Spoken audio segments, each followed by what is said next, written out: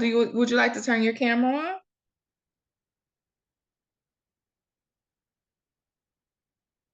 You just press the camera. Can you hear me? I can hear you. There you go. Okay. There you go. Grand Rising, how are you? Oh, great. Beautiful. How are you doing today? I'm well. Oh, I am well. Let me turn my camera on so everyone can see me. We are live on YouTube on this beautiful day. I hope I look okay.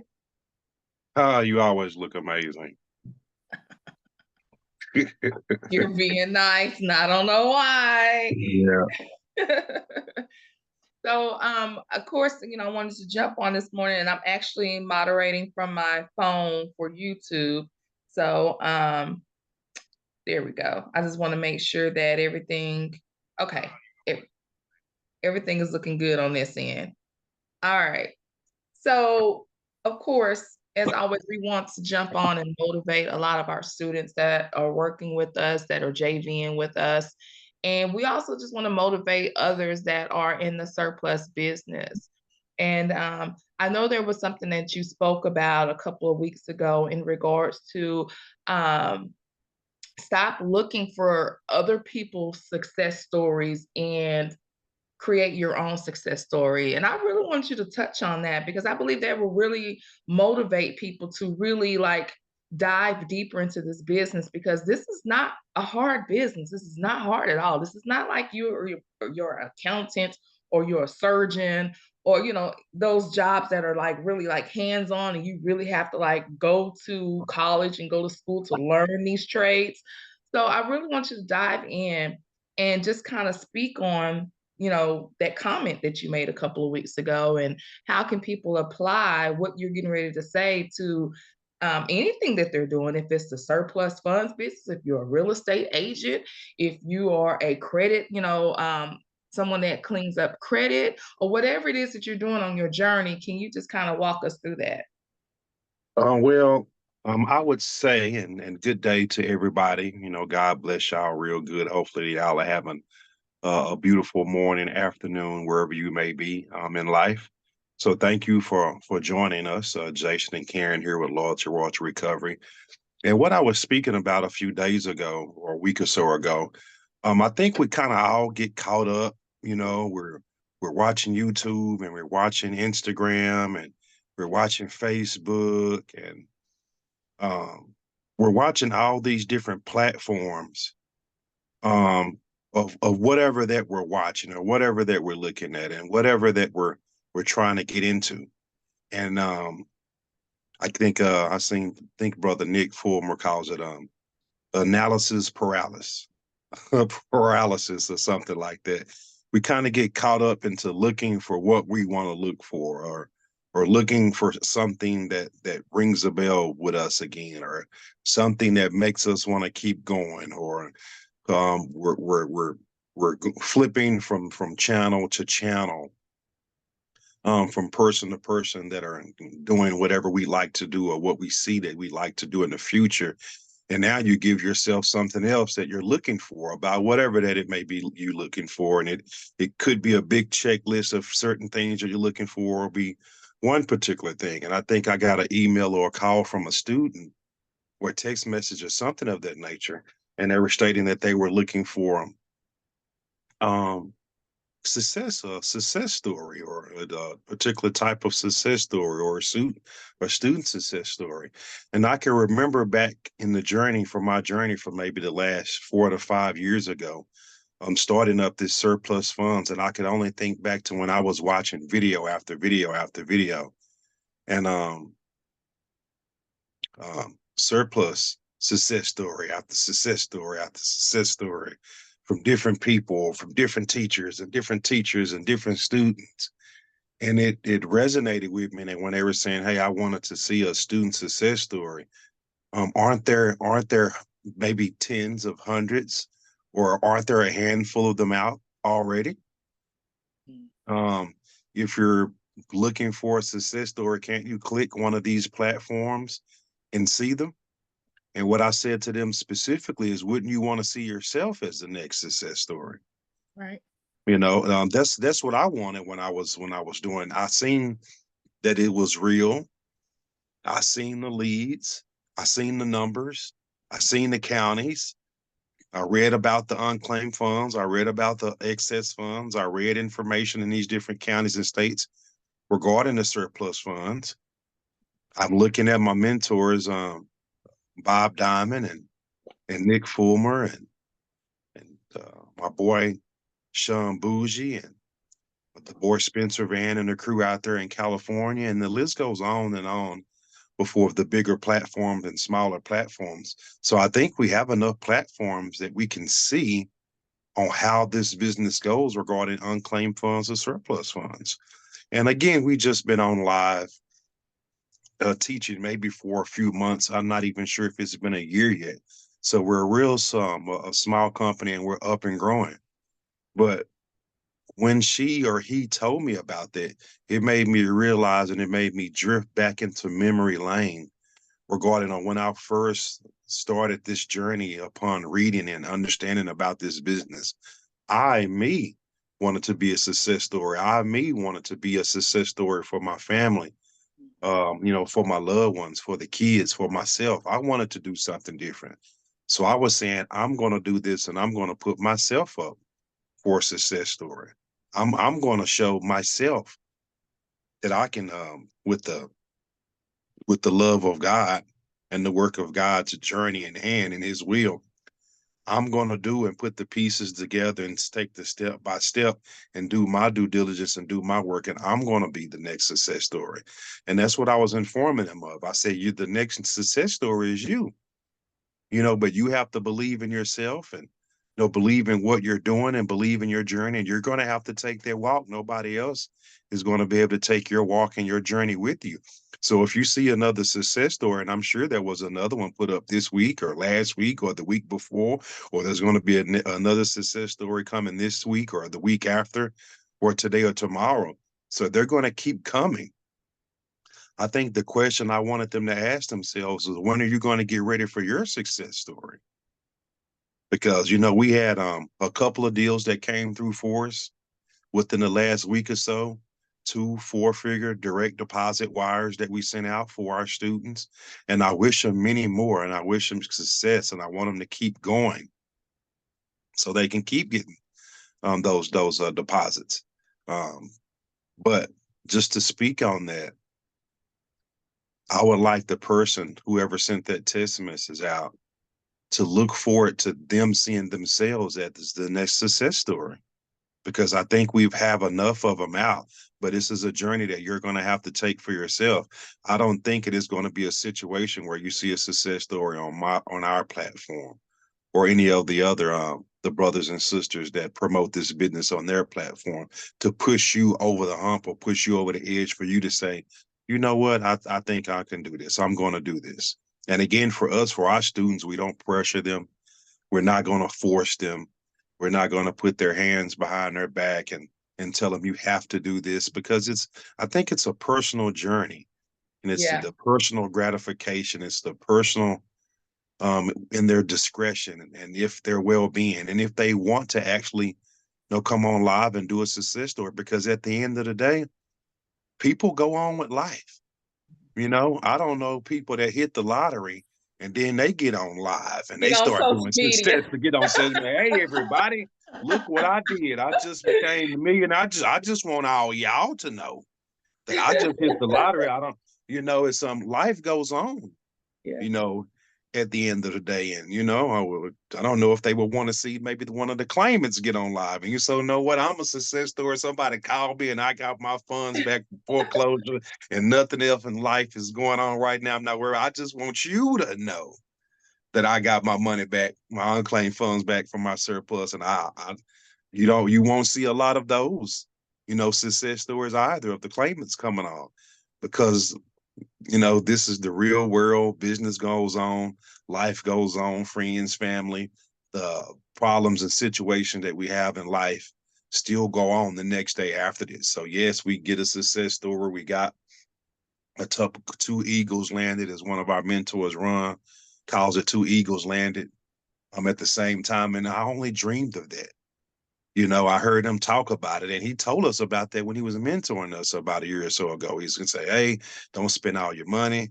Hey, it's nice when multiple eagles land at the same time." And I only dreamt of that.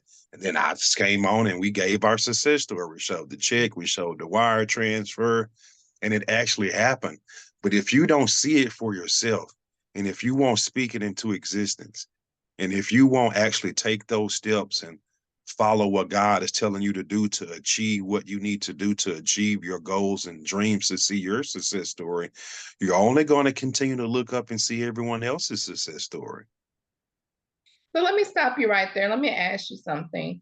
Do you believe that within a success story, and them, let's just say, with everyone watching us and they're seeing, the check deposits and the checks that are written out from the attorney and whatnot, do you honestly believe that it's, they feel like your success story should be their success story? Or like, what are they looking, what are people looking for? Because I know, and I'll let you answer, but what I know is when we first jumped into this business and we started, watching all the great people that are doing this business before us, and they were sharing their success stories. They weren't so much sharing the students, because I think when we jumped in, they were just kind of like starting off with teaching other people how to do this business. I think once you get into this business, it's like all about you getting the tools, you getting your feet wet, you learning everything that you need to learn about this business. And then you can go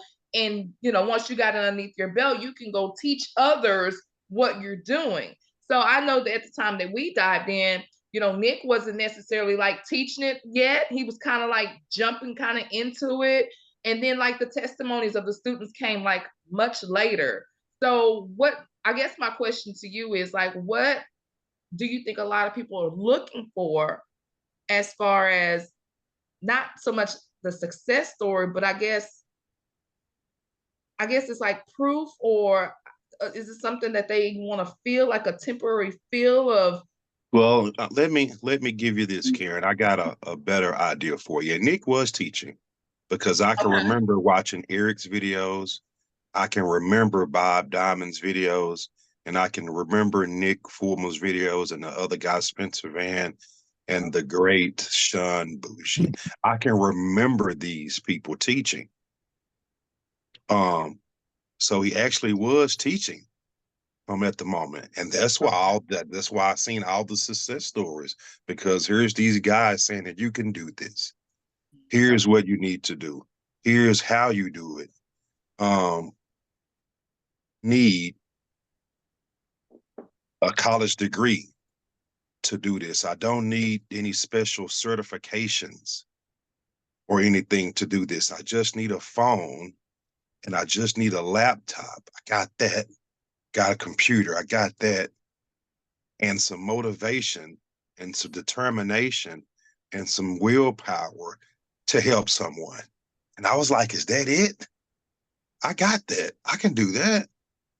So I like to ask you, Karen, I'm going to Oh, give you a counter offer or a counter demand. And I'm going to ask you, what do you think? What's your answer on that? And then I'll come back around, and I appreciate you, Gary, for jumping in. We can throw that question to Gary. You can repeat that question once you finish. How about you answer that question, because it seems like you were getting ready to go off, and I don't want you to lose your train of thought and where you were going with that. How about you answer that question? Don't put me on the hot seat this whole time. How about you get in the ring and you get a little bit of that, you jump off the top rope and you answer that question on how you feel about that question you asked. You remember that question? You on point? I do. So Okay. I do remember listening to a few success stories, and I believe listening to other people's success stories does, it motivates you, and it does like help you create your own success. I guess create your own journey. It does feel good. It feels good to hear people speak about their achievements and their success and whatnot, but to actually have it for yourself, Hey, what's good, Sultan? if to have it for yourself is, Not much. I'm sorry, I didn't want to talk over you. I just saw that No, no, you you're fine. Welcome, welcome, welcome. To have it for yourself, it hits different, I guess. Um, I remember closing out one of my this was one that I went fishing. I went fishing by myself, cast my wheel, and yeah, I did that one by myself. And it felt good. You know, it felt good that I was able to close out a 5-figure deal and got paid. Like, that's my success story, you know, because I remember you having your cases that you called on your own. And, you know, I have, you know, my cases that I called on my own, but to be able to close that one out and it was like smooth, really smooth sailing. That's my journey. That's something I'm gonna always remember. You know, that's gonna be, you know, that's my success story. So answering your question, listen to other people's success stories. Yes, you're, you know, congratulations. You know, it keeps you motivated. But then to have your own success is like, woo, wow, I can really do this. Like, this is my own success. I'm creating my own thing over here.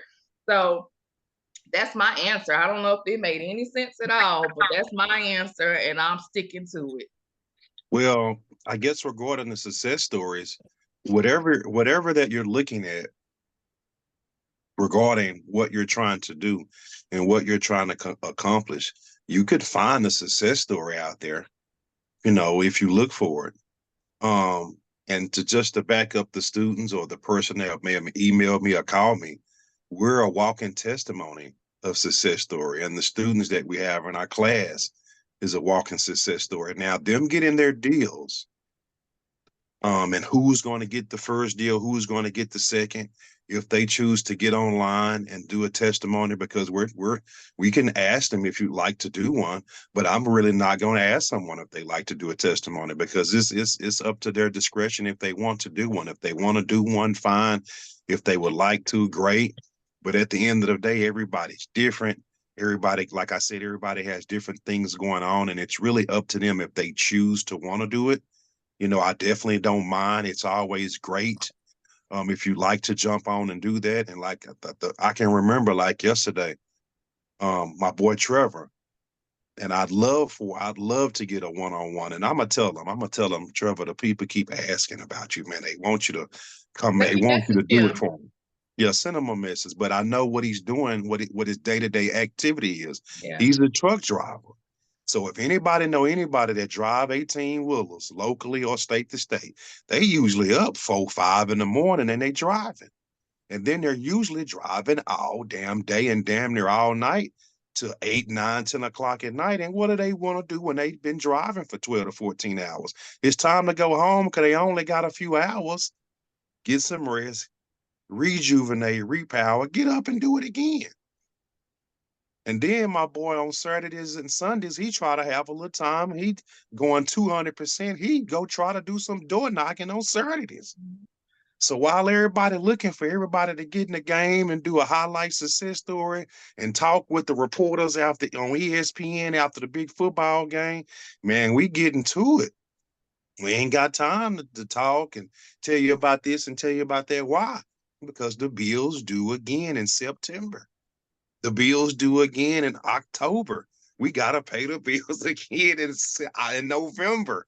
So you know, life goes on. We still got to do. The kids are graduating, kids in high school, kids going to college. We got to get them enrolled. We got kids in elementary, middle school. Man, we got activities. Man, life goes on. So for whoever that was texting me and saying, "Hey, I just want to see some story from your students, man. Our students busy. We got older ladies, we got older gentlemen, we got younger ladies, we got younger gentlemen. Life goes on." And pardon me, I hope it doesn't offend anybody. I don't know why you looking for them, because they not looking for you. Yeah. Everybody trying to get to the finish line, however they can get there. Everybody trying to do the best they can to handle this situation. And I didn't have time when the pandemic came and they said, yeah, the pandemic's in China and it's possibility it's on its way over here. I didn't have time to sit there and wait. And the job said, go home. And then I went up there another day and they said, well, Jason, we're going to have to let you go. And now I'm fired. So I didn't have time to sit and wait to look around to see any success stories, because it was only a matter of time before they took off whatever they call it, the situation where they were going to allow you to not pay rent for a month or two or three or four, whatever the president's executive orders and things of that nature, where they were saying, we can't evict you because of the pandemic right now. So they gave you a leeway for about maybe 2 to 3 to 4 to 5 months in different places, in different situations, according to what city and state you may be in. But I didn't have time to wait to look at so many different success stories to see if I could do this, or if I wanted to do this, or whose success story did I need to see a success story from Nick Fullman again, or Eric? Did I need to see one from Sean Bougie or Bob Diamond? I think if you look at all of them, they'll show you that this is a business that's able to be done. They all incorporate the same thing, and they're telling, hey, you need to get out here and do this because this is not a saturated business. And then there's so many that get cheated when it's just looking about Texas. I had one of the students call one out here in Texas, a woman, an attorney. She was trying to do it herself, and I guess her paperwork wasn't situated the correct way. It was a 235 tax surplus out here in Texas. I'll never forget it. I never forget it. Her name was Miss G, and she didn't claim the funds for whatever reason. She didn't want to listen to anybody else. She didn't want to hear anything. She just cut everything off and went into that ostrich mode, put her hand in the sand.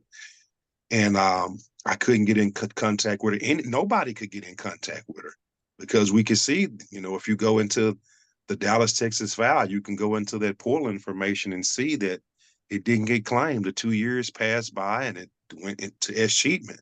So the state of Texas is about to get a $235,000 free pile of money.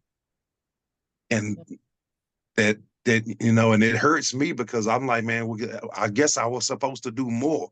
We tried to go look for her, we know the address was wrong. We tried to go to one of her old places of business where she was still practicing law as an attorney, but I think she may have been a retired attorney where she wasn't practicing anymore. And my heart just went out to her because I wanted to do more. I was like, I wish it was more, something I could have said, or maybe I could have taught the student a little bit better when she got her on the phone to not let her go, because there was probably one of the last chances or the last conversation that you were going to have with her before this was too late. So I was upset when the student said she actually answered the phone and she spoke to her. So I was like, man, I guess I was, I was hard. Now I was hard on myself as being a coach. I was like, man, I guess I don't even know if I train my student up because she may not be able to get to her because we were already coming around maybe 2 to 3 months before the escheatment date, and she wasn't going to be able to claim the funds. So I don't even want anybody to feel like this is just the business is oversaturated because we got two jobs. We got mortgage foreclosures and we got tax. If you want to add in all the counties that you can work, you got that many more jobs in the world. If you want to add in all the 50 states that you can work, you got that many more jobs. So you can count it as a job for each county that you have damn near in the damn world on helping these people. And it's only us. And then we got the situation where we call people and they don't even believe it. I'm still speaking with this dude from last year. He got foreclosed on out in El Paso. I'm still texting him. He said, oh man, send me the paperwork. I'll give you the ID. He finally gave me the ID. I said, great, I'm getting somewhere. After a year, that's why I tell students they texting and give me some new leads. What about all the old leads from last year? You telling me you done checked off all of them and everybody done sent you a text message or gave you a phone call, say, yeah, I'm paid. How you gonna know they paid unless you go into the case file to review? Are you gonna know if they got paid if ain't nobody in the family or they told you out the horse's mouth, out their lips that they've been paid? So it's just so many leads out here, and I don't know what else I can do but wait on them because it's a waiting game. Some people sign up immediately. They know that they got the move. Some people are situated. He done already moved from here. He in Hawaii now. It really ain't no big deal. He's in the military, young dude, situated. Hey, I'm good. I'm trying to figure out if you a real business or not, Jay. I'm not calm. I don't know. Showed him my Facebook page, showed him we teach this on Facebook and YouTube. He's like, I don't care about that. I don't know how I can get through to this brother. I thought I was talking to a different nationality. Well, once he sent me the ID, He was melanated like me. Now I'm really perplexed. I'm really flabbergasted. I'm really puzzled now. He said, okay, Jay, you want my ID? Send me your ID and I'll sign the documents. So here I am. He done lured me into his game. I'm like, am I supposed to send him my ID? I don't know what to do. Guess I got him playing my game. I may as well play his game too. I sent him my ID. Here I am, brother. I'm a brother just like you. I'm just trying to help you in this situation. And what does he do? Goes ghost again. He does it very well. But that time frame, he wasn't speaking to me. So I'm trying to figure out what things I can do to hit his button to make him talk back. Because it seems like I'm the only one that's getting somewhere with him. He ain't getting nowhere with other companies. You sure can't call him and say you doing 35% because he know he got something. He kind of got an idea of it. He already know he around 63, 73,000. He know already adding it up. We had conversation last year, 35%. It's way too much. He'll send me emojis with the throwing up emojis. 35% is too much. Emojis. Throwing up. So we've got down to 15%. For 15% of 73,000 is still a four figure for how to get paid four figures off a phone call. So even on a good surplus or a bad surplus, a high end deal, low end deal, we still at around about 10 grand just for texting each other back and forth, phone calling each other. But he's went gone again. And all I can tell him, all I sent him this morning, hey man, whenever you're ready to move, we ready to move. Just checking on you and following up with you. That's all we can do. But y'all got to contact these people and text them because we don't know if they done got paid if you don't actually ask them. And I know I went way past the question, but I'm just going into the mind frame of these people with these unclaimed funds and these surplus funds. Me and Karen went door knocking up last month. Knocked on mama's door. Your daughter owed 124,000, ma'am. Now mama saying, don't call me no more. I don't get it. I don't know, y'all. I know if I call Gary Scott, went over his sister or brother or whoever house, they may let Gary know. I know if I went over Karen's cousins, them family, if mama house, if breast her soul, if she was still here, she would say something. I knew if I was going over such and sister, brother, uncle, or ain't a house, somebody may relay that message. We Yeah, got people somebody saying, gonna let you know, hey man, somebody came by and said you got $180,000 and coming to you. I think she knows if Karen wants to go back into it. And I know she knows. So I'm going into maybe her and her daughter just don't have that type of relationship that we would Possible. think. You know what I'm saying? Because you just don't know the history. Because I don't know. I can see the money sitting there and ain't no claims filed. And the mom knows. So I don't know, y'all. So it's more to this business and going back to the students. So I want to see a success story. Man, we got bigger problems over here. These people throwing away six figures because they don't want help. They depressed. They mad. They won't let family. This ain't the first phone call I had, man. I had another dude down here in Texas, 59 grand, a hurt case. So these people done died. So now the money is going to go to uncles, aunties, cousins, his dad. So I sent the paperwork to him. He said, man, I showed it to my dad and we gonna pass. It's 59,000. What the hell you mean you gonna pass? So I'm thinking like, man, I don't Cause know. Is that's it weird. me? Cause it's like what you got to lose. We ain't asking for no money up front. We ain't Man, asking for nothing until we get you your money. I need to go into the dictionary and the thesaurus of words to pick out because I'm lost. I lose a train of thought. It just it behooves me. I don't know if I can figure out the word after I seen that woman. And she was an attorney herself. She wasn't specifically a state attorney or a real estate attorney, but I could see in her history she used to be a family law attorney. And it baffles me on why she wouldn't allow anyone to help her claim $235,000. And she knew it. How did you know, Jay? Because she tried to fill in the paperwork to claim it herself. And I can see where they denied her because she didn't do a procedure right. And for Question: her how to do get we get that information? How do I go into a portal to be able to see if somebody put in a claim for the fund. You're going to That and usually, also usually in these different states and counties, they're going to have a portal that handles their civil cases. So you may have to go into California, so and so county, civil cases, and it brings up their case information regarding the civil cases. See, in Dallas, I forget the type of portal. I think it's like some type of smart search. Mhm. But every county is going to be different regarding where they're going to house that public information regarding their civil cases. So I'm not sure, because people ask me, like, where do I right, find it? So it's going to be different from every county, because every county is specific on where they're going to provide that information. Now What you is can it look like? contact them. That's the first thing I tell people do, is because everybody's going to be in different counties. The first thing I would do was contact counties. And then I would even give y'all another gem, maybe contact some local attorneys, because that's what we did. I think we was working with an attorney on selling Karen's mom's house, and we told him the business that he was doing, and he actually sent a link over to us, or gave us an email address of the county information.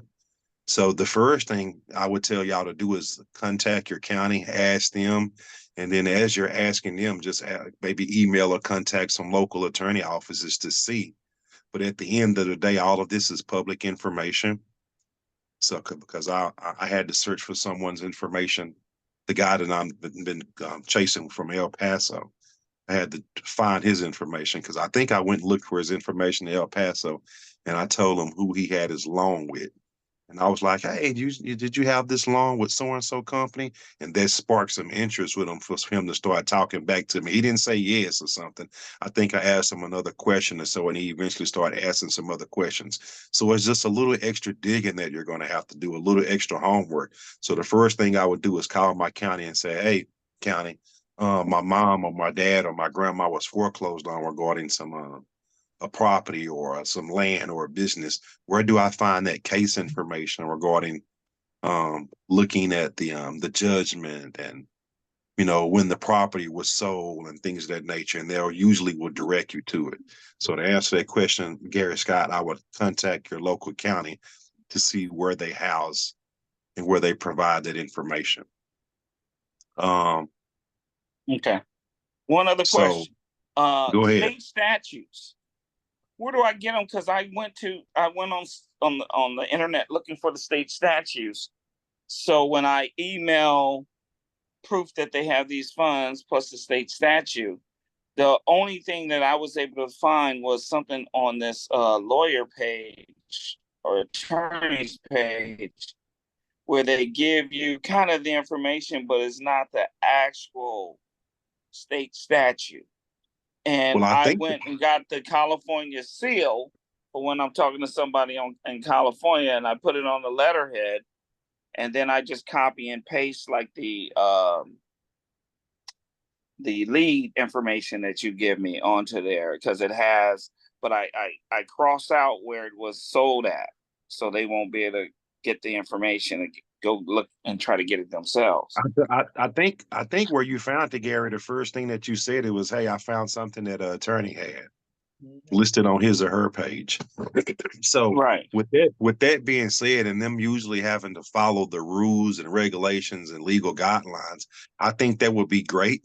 But I think, and this is state to state specifics also, every state is going to be different regarding, and this is unclaimed, and all states have some type of unclaimed law or statute.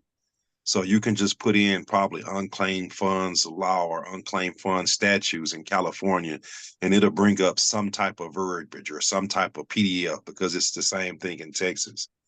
But I would start with Google or Yahoo, just unclaimed funds law or unclaimed funds statute in California, and it's going to bring up something. Now, Okay. like you said, you can just keep scrolling. I seen something from an attorney, and usually it's going to bring up different applications from different sites and different companies that are going to put what they have listed there regarding your search engine and what you typed in. But if you just keep scrolling around, there's something should come up regarding the California law and the statutes. But if that attorney has some wording listed there, I think that wording would be good enough for you to use And if Okay, you because wanted it to, is. It yeah, explains, but then there's some areas that go, like when it's explaining that the owner has this money coming to him, and based on the law such and such, it says you got to go like the section, correct. just such and such a Substack, whatever. Yeah. Now I think that would be basic because I don't think we want to send them the The whole. whole I'm not thing, sure. because Yeah, it might I'm be not too sure if this much. can be pages and pages and pages Right. of these statutes and proceedings on how they go into detail. I think just like a paragraph or so for them just to show, because it can be thick, almost like the Bible. So Right. I'm with different states. So it's not like I need you to clip out and send them the entire It'd be thick like the statute and the Bible. law. Yeah, just like a paragraph of it that shows that it's an Yeah. Okay, actual that's what law. I got. I Yeah, got it's that. actually a thing of unclaimed fund because I don't even think the attorney went that deep into it. He just probably had a paragraph or so, and then he went into detail regarding something Pretty else. So much. Yeah. just Yeah. that paragraph would be proof enough for someone that there's some unclaimed funds or surplus funds and it's actually real. Because I was trying to figure out maybe if I was supposed to do that um on this case out here in Texas. But at the end of the day, the guy was just saying, "Hey, I told my dad about it." And I was like, man, you still have, these other family members. What about, the rest of the family? I understand your dad said he doesn't want it, but you're supposed to have a duty to the rest of the legacy of the family members to inform him. See, this is what I'm talking about.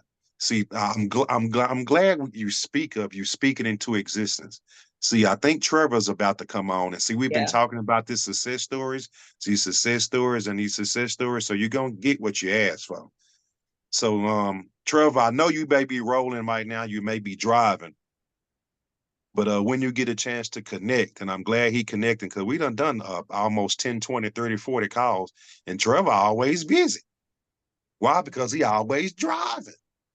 And then at nighttime, he's still driving doing the Zoom calls that we do 7, 8 o'clock in the evening time. So it's hard for him to connect.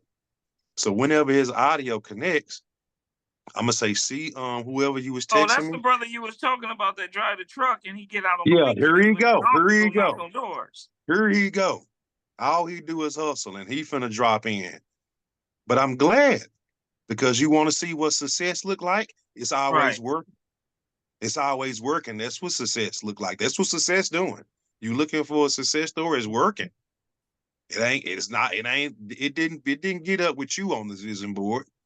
Success Right. gets up and still got work to do on the vision board. Right. Really ain't Right. got time to talk. Really supposed to be focusing on driving. Really supposed to be still hustling, doing what he need to do. But just because somebody was asking for him, like Mystical said, in Louisiana said, I heard somebody say you was looking for me, so here I go. That's what's just about to happen right there.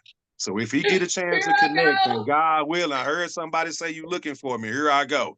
Here goes the success story. And I hope he get the chime back in and jump back in because I want him to keep driving. I want him Be to safe out make, there. I want him to keep his focus on driving, Yeah. Right. Because you don't want the man to but if kill he can himself. jump in, but that's him. He caught a deal in Las Vegas, Nevada, like 183 grand and some change or something like that. And I'm not sure if there was any other liens and judgment. It may have been something else on the back end. But I knew after we finalized the deal, I wired him 20 grand. And that's him. That's him. But success story, man. What this? It ain't like I hit the mega millions. Like, come on, I don't know what were people looking for. It ain't like I hit the jackpot and I'm done for life. I'm not sure what people looking for. It's just a few dollars. And when you got kids, you got grown kids, you got a wife at home, you got mortgage, you got car notes, man, 20 grand could be gone Yeah, Oh buddy. yeah. within Oh within yeah. a within a Now month. here's a quick question for Karen. Okay. We got you remember Tashika got the Bob Diamond information, right? Well, he got 2 contracts. He got a uh what's it called? A non something and then a conforming or whatever, non-conforming and conforming. One of the Non-circumvent or something like contracts that. has it where he takes the money that do the processing and everything off the top, and then they split it. And that's the contract I have. Now I know you guys got it different because of the way that we're saying it on the script. So it comes from our percentage that we're getting to process the deal, right? So I don't think we have the contract like that to be able to send to the person to sign for the contingency form. And I didn't see we got like 4 or 5 different power of attorney forms. But it looks real complicated, man. He's an attorney. It's not all like, I understand, but he's got like 3 or 4 different ones. We just need the basic ones. That's why I'm asking Karen right now. We just need the basic ones, or whatever you guys want us to have. It's the basic one. The one that we use works. I mean, we've closed deals with it, and we send that copy, that wet copy, the wet ink signature copy to the attorney, and then the attorney usually provides the POA and whatnot for the POA for the claimant and the POA to represent us. So I'm not sure what Bob, I'm sure whatever he has works, but I mean, you want to keep it as simple as possible. Oh, we can come back. You want to keep it as simple as possible and just use a plain contingency agreement. So is there a way you can email me your contract? Because I want you to be able to work with your paperwork and us to do the stuff the way you want it. Well, we usually provide it, Gary. Now this comes after y'all actually get a deal. So the first thing that we want to do is actually get a deal, and then once we actually get a deal on the contract, we send that paperwork directly to the client. So we want to take a load off y'all. Because I'm supposed to send them the contingency form and the power of attorney first. Now, usually that's what we send. The back office team, about everybody that's working with us, the only thing that y'all have to do is call and get an okay. See, once y'all call and get an okay, we usually take care of and pay for the notaries. We send the email notifications out, the welcome, the thank you email. You don't have to worry about, is this the right power of attorney? Do I have the right agreement? Bob Diamond, of course, got 3 power of attorney. We don't want you to have to worry about none of that. All we need y'all to do is just call and get an okay for the deal. We send out all the paperwork for you. So I don't know if Karen was clear or we were clear regarding the structure of that, but we don't. So all I have to do is just get their email address and telephone number and finish up the percentage. That's it. What we agree upon on this last deal that we done out in Tennessee. The person didn't even close the deal. He had been speaking with the dude for 2 or 3 months, and the dude wasn't even responding to him anymore. He was responding, but he hadn't signed the agreement form. He hadn't mailed it back to us. He hadn't got specifics on the he hadn't got it finalized on the percentage that he was doing. But I think he said 30%, and he didn't disagree with them. So we emailed him the documents. Then he told the student, hey, mail the documents to me. So I mailed it to him. And then he went blank on the student again. He said, I'm going to do it. I'm going to do it. I'm going to do it. So I told the student, give me the dude's number. I started to call him. I started to connect with him. I started to bond with him. We started talking about sports. We started talking about the kids. And then he said, hey, man, I'm going to go ahead and mail this stuff back to you. Now, aren't you this company out in Alabama? I said, no, man. We the company out here in Texas, Loyalty Recovery. See, I'm glad I got a chance to dive in. See, it's not, Gary, where you feel that you have to do everything. I got to negotiate with these people. I got to see what type of documents. No. You got to let the rest of your team work for you. Let the rest of your coaches help you. You just focus on contacting them, just getting the fish on the hook. If you can just kind of get them on the hook, we'll drop everything that we doing and come help you reel it in, because you got a big fish on the hook and you need a little help, man. You're trying to figure out what do I need to, you ain't got to do all that. So this student that got this 4-figure direct deposits actually sent it to his old lady Cash App. He didn't actually close the deal. Got the information, got the right party, let him know what was going on, said it, we'd usually do it at this about percentage, and then it was just going back and forth. But to actually close the deal, I had to contact the dude, had to speak with him. It took another few weeks, almost a month. Hey, finally called him, got in contact with him. He said, hey, I got your paperwork here. I'm going to go ahead and mail it back. So, Gary, all we're asking you to do, or y'all to do, contact the people, let them know, get an email address. If you're comfortable doing negotiations and they say, cool, no problem, I'm ready to move on, fine. If they give you pushback regarding negotiations, say, hey, everything is fine. We just want to negotiate, and we're open to do whatever you like to do for us to help you. So at the end of the day,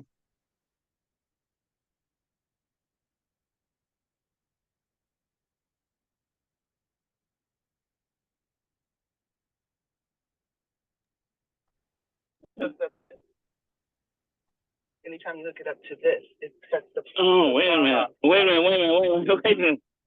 Where's my headphone? That's probably what's happening. Wait. Take it off your headphones. I'm in the meeting too. Wait, I know I'm. Okay, I think, let's see. I think we got, are you unmuted, Jason? can you hear me? Okay, yeah, I think Gary's just trying to get some technical things undone. Okay. Okay, but go ahead and keep finishing. Yeah, we'll give Gary a little time to get situated with the headset stuff because he had a little loud stuff going on in the background. Cool. It's cool. There you go. We good. Okay. Okay. We wanted to mute you out for a little bit because you had a lot of partying going on in the background, so we want to make sure you were straight. No, we in the car. We got a doctor's appointment. Okay. So what I was saying that we want to take out all of the hard part of what we had to do on our journey. You know, we had to do it all, and I can remember trying to figure out, which document or which agreement and which power attorney and how. Man, you really have to do is just get an okay from these people. We send the documentation out, and then the attorney about whatever state that we're going to, they have their own documentation that they want filled out regarding them representing our firm and the claimant or the client. So at the end of the day, I don't want you to get too caught up on what I need to fill out. We just have them fill out a basic agreement. In our agreement, it has the power of attorney in the agreement. And then the attorney is going to come over and he's going to be a joker or put in his ace of spades or whatever on top of your stuff, because now the attorney is getting in the party on actually closing the deal. So they need their company documents taken care of. So once we do our stuff, that's just the beginning of the party. The attorney has to get other stuff documented and notarized again. So what I want y'all to focus on and actually is building a rapport with these people. Because if we don't have a relationship and a good rapport with these people about what's going on in the process and how you're going to be their point of contact throughout the next couple of months until we get this thing paid out, we won't have to worry about no paperwork and a power of attorney because they won't be answering phone calls and returning text messages and emails. Right. So and if California is starting to be a tough party for you, go back into those old leads and find some other states. Go back down south. Go back to another part of the West Coast. See if you see something in Nevada. Go back down to the other coastlines, because I think in the South, things can be a little bit different than how we got on the West Coast. I think in the South, things and conversations can be a little bit different on how you do it on the East Coast. I think in the South, conversations and things can be a little bit different on the north side of the coast. And I'm sure conversations will be different in Alaska and Hawaii and the time differences. So if you're struggling trying to find something, and Sean Booz is real good with this, stop trying to worry about trying to get a deal in your backyard, man. You got 48 states that you can work with. I think we're sending leads out for everywhere except Alaska and Hawaii right now. So you got other places you can go call and contact that actually pay out faster than California, because California is one of those states where the funds are going to go to the courthouse first. Then you got to go put in motions and all the things of that nature that attorneys do on actually getting their funds released. See, in Texas and Tennessee and Nevada, you just file paperwork with the trustee and you're done. You can get paid out in 1 month. And this is what one of those deals that happened with us, that big deal that Karen showed, the $17,000 a wire transfer. That was a Tennessee deal. The damn attorney was done with that in 3 weeks. It may have been 2 weeks if you want to get technical with it. I'm gonna just say 3. But he was done damn near faster than he was the fastest. You had to wait for the check to clear, the money because to clear. Because it's not going through a court. He's just getting with the trustee. Hey, this is what's happening. Let's go ahead and get it Trustee said, okay, let me verify everything good. Sending a check to your attorney. Attorney say good what they wanted. They want a wire or they want it in the mail. Dude want it in the mail. Mail them a certified check. Here's your wire transfer. Dude money in the check. I'm out of the office Friday. I'm leaving early. Bye. Have a good one. Holler at me when you get another one. See, this is what you want. Okay. Same thing in And Texas. so do we have to have it? Can we? Because we didn't do the LLC just yet. You don't need that. So we can just have it. All you need to do is call Gary. Focus on just Okay. call. So you're You gonna don't take need care of nothing. everything. So all I got to do is just get the deal where they say, okay, we can do it at 30%. Okay. I sent. And then I just tell them my processor is gonna call you, and they're gonna be sending all over the paperwork and everything like that. Yeah, my back office team is treated like a business. I don't need you to figure out how to do everything right now. LLC, get all that taken care of later. Focus on all that later. Right now, the dude that got the 4-figure deposit in Tennessee, he didn't have a LLC. He didn't have nothing. And he was actually legally blind, if you want to continue to get deep into it. Legally blind. So I'm trying to be easy on y'all on why my people that can see and can hear and don't have no disabilities ain't got deal yet. But God bless this dude that's having a situation with his seeing. He was able to do it. But he said, hey, I can sit at home and I can make calls and I can text. And I want him to keep going. But he got his first deal. Just doing that. No LLC. And he said, hey man, here's my wife's Cash App. Send it to a Cash App. We didn't even send it to a direct route and an account number. He gave us the Cash App, sold us the little Cash App little thing that we could verify the picture and make sure it was you. We sent $1 to her Cash App to verify it was her. She said, yes, I received the $1. Then boom, we sent the rest of the four-figure wire transfer deposit through Cash App. Through Cash App. So do they have an LLC? No, he don't have no LLC. Can I speak on that? This, focus on closing your first deal. And when you get those funds, then you can use that money right there to build your business and go get your pay to get your LLC and go get your, whatever you need to go set up for the business. Because when we started off, we didn't necessarily have an LLC. And we was already making phone calls and whatnot, dealing with attorneys. We didn't have an LLC at all. But about time we got that first 4-figure. Well, our first wire was actually 5 figures. With our mentor Ron. We had an LLC then because he was like, hey, do y'all got your LLC? When this money come in, I'm gonna wire it right to you as soon as I get the check from the attorney. And boom, I got my funds. The attorney get paid. I want to wire y'all this money as soon as we get it. And by that time, we had it. But right now, we're just asking y'all to come in as little contractors, little business people, little mini entrepreneurs that's getting it together. And like y'all say, like Gary, hey Jay, do I need this? Do I need that? No. Just determination, just motivation, just a laptop, just a cell phone. If you don't have a LLC, call on behalf of Lord to Recovery. Hey, I'm with the unclaimed or the payoff department. There's some unclaimed funds or the surplus excess funds that are due to you. I'm just informing the family. My back office team will go about submitting the documentation through email. Do you have an email address? Is this email address still accurate? Yes, no, yay, nay. Hey, my back office team, they're going to contact you to verify. We may have to send a mobile notary out to continue to get some documents notarized by the attorney or whatever it may be. They're going to get in contact with you. I'm just letting you know, and you just want to build that rapport that you and the company that you're working with are going to take care of them. So no, the guy in Tennessee that got the 4 figures, just called on behalf of Lord to Recovery. This was a deal that me and Karen found in Georgia. This was another student, an older lady. I don't want to say that because ladies don't like when you call them old. A more mature lady, old enough to be my mom or senior enough to be my mom. I love her like she's my mom, Viola. And we still go back and forth and bump heads to this day. No, she can call on behalf of her LLC or ours. It doesn't matter. But she called the young man, foreclosed out in Georgia. That's what we should do, because I was saying in the script, I'm with a asset recovery group, and that we're Our processing company is Loyalty Royalty Recovery. If that's the way you want to do it, if that's what floats your boat, Gary, that's fine.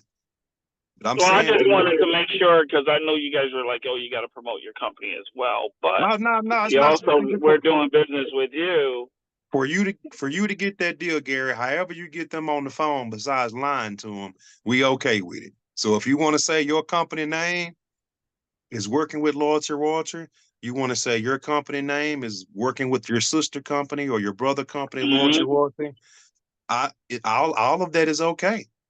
It's not because when you're on the phone with this company, the promotion that you're doing is you, because that's you're the first point of contact when you speak with someone on the phone. That's Right, correct. you're actually dealing with them, and you're the representation of your company and whatever the LLC may be, and our company. So however good that you do, or however you handle the situation, is going to be a reflection on our company and yours. But however, and Karen is good about this on a weekly basis, on you're going to have to get comfortable talking to these people, and you're going to be comfortable with how you want to handle your script, because your script may change. Like Karen says, she changed her script from week to week, from month to month, because you're just pretty much just going with the flow of the call. We've all worked jobs before, so we've all made phone calls like, hey, I'm on behalf of Target, I'm calling on behalf of Walmart, I'm calling on behalf of so and so Kirby vacuum sales. We've all had jobs before, so the name can change. Right. But when you go into quality control and you listen to your call, that's the only thing that we're grading, is how you think you did on the call on speaking to them. And the only way that would get better is you keep calling, you keep speaking to these people, and you continue to be comfortable on speaking to these people regarding the situation. Anything you want to chime in? Right, that's what I was Karen, telling Tashika that. After a while, you just keep doing it. That's why I said we need a 30-day just push every day, just creating that habit. And then what happens, it takes all that little nervousness out, all that just goes away, because you've done it so much, it don't bother you no more. You're prepared. There you go. Right. You want to jump in with that, Karen? What you got on that? Yeah, I agree with Feeling him comfortable on the phone. 100%. I agree with him 100%. At first, I wasn't comfortable, with talking to claimants on the phone, because I come from a background where discussing money made me feel very uncomfortable. Even if it was discussing my money or someone else's money, just made me feel very uncomfortable. So I had to kind of break out of that, and I'm gonna share this short little story before I get to my point. When I was in the fashion industry and I was working with my first mentor, his name happened to be Ron too, funny thing. And I remember us having a meeting at Starbucks, and he was trying to get me to take my fashion production to the next level. And he was saying that this is going to consist of big money here. And I wasn't ready, mentally I wasn't ready. And I was like, I'm afraid of money. And he said, girl, what? We can't work together if you're afraid of money, because we about to make some money. And so looking back on that, when that happened, and then coming into this business, I had to kind of break out of that shell of being afraid of money, discussing money, talking about money to other people. And so, and then on top of that, their situation, right? They just been foreclosed on, So it took a lot. I'm going to say this. It took a lot of being consistent with just calling. And I would just take a deep breath, and I would just try my best, and I would just try to translate the script as much as I could, because when our mentor California Ron, gave us that script, I was like, okay, this is a lot. How am I supposed to digest this and make this my own? And I remember a few coaching calls with him, and he would make me like pretend like we were having like one-on-one role playing. And that just made me so nervous. I was just like, oh my gosh, am I going to ever get this? Are these butterflies going to ever go away? Like, Karen, why are you acting like this? And I'm like, you've been on national TV, you've spoken to, on the national platform. Why are you so scared to call people on the phone about money? I said, well, one, it's money. That's hard, money. And then I'm just like this random person calling you. Like, now I sound like a scam. So it was just so much, and if I could go back and change things from when we first started, I would give myself a lot more grace. Because I really made it harder than what it really was. It's not Right, that and it's all in your own mind. right. It's all in your own mind. And that's why I say a lot in our YouTube videos, sometimes I have to get out of my own way. And I can get in my own way with my thoughts and everything. But if you can just kind of get out of your own way and digest that script and really truly understand the surplus business and how the process goes and how it works, then you should be able to translate that and explain that like you've been doing this for 10 freaking years to somebody that has no clue of what's going on. You should be able to explain it.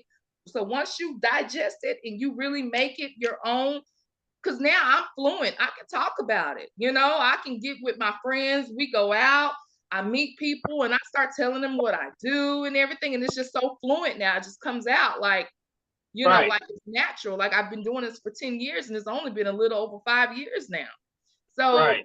that's my key and that's my sauce to all of this is if you can truly understand the surplus funds business and just take that script and just take what's important for the first call to say to the claimant, then I think you're on your way. Because like Jason has explained in numerous videos, you're going to talk to them more than once. You may not get a signature on that first call.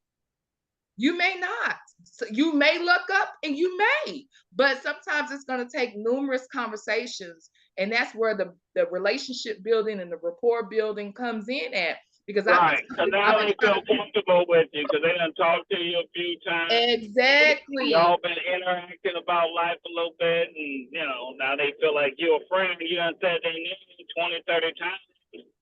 Exactly. So now they feel like they know you and you know them. I've been trying to close a deal out for a couple of days now for Trevor, that was just on here a second ago. I've been trying to close one out, and we, whenever I can catch her on the phone, we talk. We don't even talk about the dang on surplus. We start talking about, she was like, I just want my son to, get his life on track and be the man that he's supposed to be when he gets out of jail, because she's trying to handle his claim because he's getting ready to be released to come home. And she was like, I don't know if I failed as a mother. And I was like, oh no, don't do that, Miss Gina. Don't do that. You didn't fail as a mother. No one wrote a one-on-one book on how to be the perfect parent. So we have personal conversations like that. And I uplift her, and she's like, I really appreciate and they kind of become like almost a friend that's an associate, like. Exactly. And so she was, she'll get to talking, and when she's talking, I'm taking note because she's like, yeah, me and his dad divorced and da. So I'm like, okay, they're divorced. So now I'm getting information. Okay. And I was like, is he our only child? Yes, that's our only child. So now I'm like, okay, I'm getting information now without her even knowing that I'm picking at her brain to find out what the situation is over there, So now that helps me with my case. Now I don't have to go look for another sibling or a child, and I don't have to go look for a wife because she's already said she's divorced. That's the only child. And that's his only child. So now I have that information. And so just, talking and just building that relationship with them.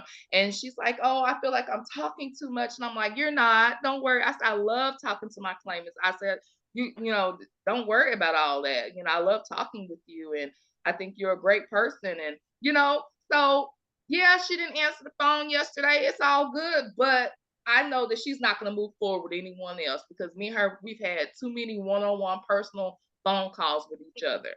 It's just that she's busy, and we have to understand that when we're dealing with these claims, y'all, these claimants are busy. They have their everyday lives that they have to, think about. When I called her, she was in the car. I didn't ask her where she was on her way to, but she's busy, probably on her way to work, So we have to just, understand that and be patient. And when they're ready to sign, they will sign. When they're ready to move forward, they will move forward. Right. So that's how you have to look at it right there. Jason, did you have anything to say?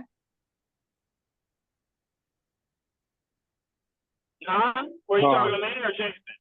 No, I think I'm good. I still we still got Sultan on the side. Sultan, anything you want to chime in on any one of these questions or concerns or anything that you have regarding anything Gary was speaking about on feeling comfortable on the phone or your journey or any input, because Yeah. this is just the surplus funds party, and we welcome you and thank you.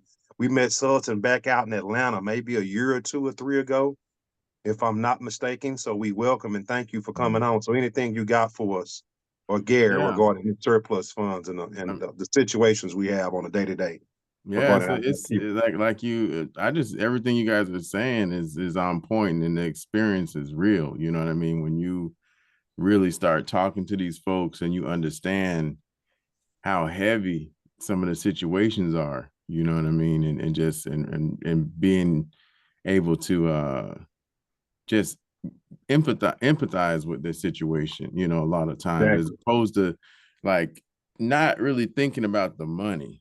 You know what I There mean? you go. You're just thinking about, and I got this a lot from y'all that one night at the hotel, especially you, Jason. It was like, I'm just trying to help these people. You know what I mean? And when you help people, it's gonna come back to you, whether it's on a job or just on the side of like just helping people. You know what I mean? Exactly. So I think that's a great mindset, because that's where you got to come from, because then they can feel the difference. yeah, yeah. So you come at them, and like even today, I called a lady back. I was so excited. This is a door knock, right? I dropped my packet off with her the other day. And when I say my packet, I dropped like an introduction to the surplus that they're owed, um, along with the relevant Georgia law that governs it, and a little introduction to the company as well. And then the second part of the packet I drop off is actually an engagement agreement, so that they can go ahead and read it at their leisure and sign it Hey, if they want. time out, Sultan, before you go. Do you have your fee agreement inside your pack? It's in that Regarding in your great. percentage. Yeah, the percentage is, I do have my percentage in there. And I don't say it's negotiable or anything, even though it kind of is. Okay. You know, Okay. I just leave it at that. Okay. And I also, you know, I might have the lawyer's name, talk about the account and how the money's gonna flow. And so they can look that up. They can look the lawyer up. They can look up, you know, what's going on as far as, is this legit? Header, footer, you know, all the good stuff for a business letter and agreement. But anyway, so I say that just as a backstory. I dropped that off with her maybe like 3 weeks ago. I could look it up in my CRM, but I dropped it off like 3 weeks ago. And then I had it crazy. My stories get crazy. So I was driving. I came over there, somebody pulling out the driveway, and I'm like, oh no, I must have just missed somebody. It was a dude, but he looked kind of young. And I was like, okay, the gentleman's name is a male, it's a man's name, right? Mind you, the time when I dropped out the packet, they didn't tell me what she about to tell me right now. So I actually turned around and followed the dude down the street, and I couldn't find him. So I said, let me go back to the house. I was like, maybe I could run into him somewhere, you know, when I followed him. But I was like, dang, where he's at? I was like, okay, I'm gonna go back to the house. I parked the car, go to the house, and I knock on the door, and the lady comes to the door, and she's like, hey, you know, how you doing? I was like, yeah, well, I dropped off a packet here the other day, for you know, for the claimant, so to speak, and she said, oh, he passed away like back in February. And I was like, oh, I'm sorry to hear that. You know what I mean? I didn't, you know, sorry for your loss and everything. So I don't remember if I left it with you or not, but are you related to him in some kind of way? She said, yeah, I'm his wife. I was like, oh, you're his wife. And I almost started getting excited because I know that, you know, she would be able to play a part in that, whether or not she was on the deed or not. But I was like, okay, well, I got somebody that can claim it. If he's passed away and his wife is right here, Yeah. bingo. Boom. You know what I mean? So, so anyway, but I had to pull myself back. Like, wait a minute, bro.